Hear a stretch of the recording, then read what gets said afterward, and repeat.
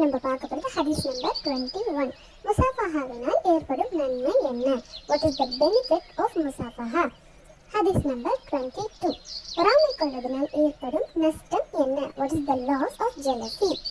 பிஸ்மில்லாஹிர் ரஹ்மானிர் Rahim. قال النبي صلى الله عليه وسلم ما من المسلمين يلتقيان ويصافحان إلا غفر لهما قبل أن يتفرقا.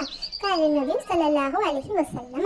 The Prophet Muhammad sallallahu alaihi wasallam said, "Nal muslimina, muslimகளில் இருவர், two Muslims, التقيان, சந்தித்து, meet, فيصافحان, முசாஃபஹா, கைலாகு, shake hands,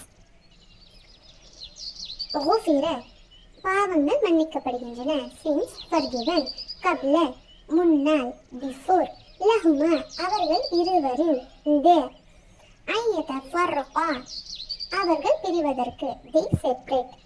நபிகள் நாயகம் ஸல்லல்லாஹு அலைஹி வஸல்லம் அவர்கள் அறிந்துள்ளார்கள், முஸ்லிம்களில் இருவர் சந்தித்து முசாஃபஹா செய்யும் பொழுதெல்லாம் அவர்கள் இருவரும் பிரிவதற்கு முன்பாக அவர்களின் இருவரின் பாவங்கள் மன்னிக்கப்படுகின்றன.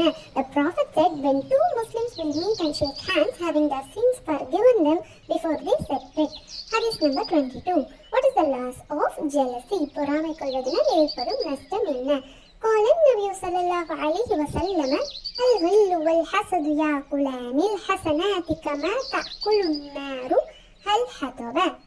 الغل والحسد கபடமும் பொறாமையும் envy يأكل தின்றுவிடும் consumes حسنات நன்மைகளை good deeds கமா போல like நாரு நெருப்பு fire ஹதப விறகை wood. நபிகள் நாயகம் ஸல்லல்லாஹு அலைஹி வஸல்லம் அவர்கள் கூறுகிறார்கள், நெருப்பு விறகை தின்பது போல் கபடமும் பொறாமையும் நன்மைகளை தின்றுவிடும்.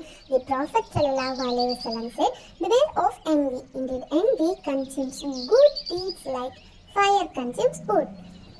ஜஸாக்கல்லாஹ்.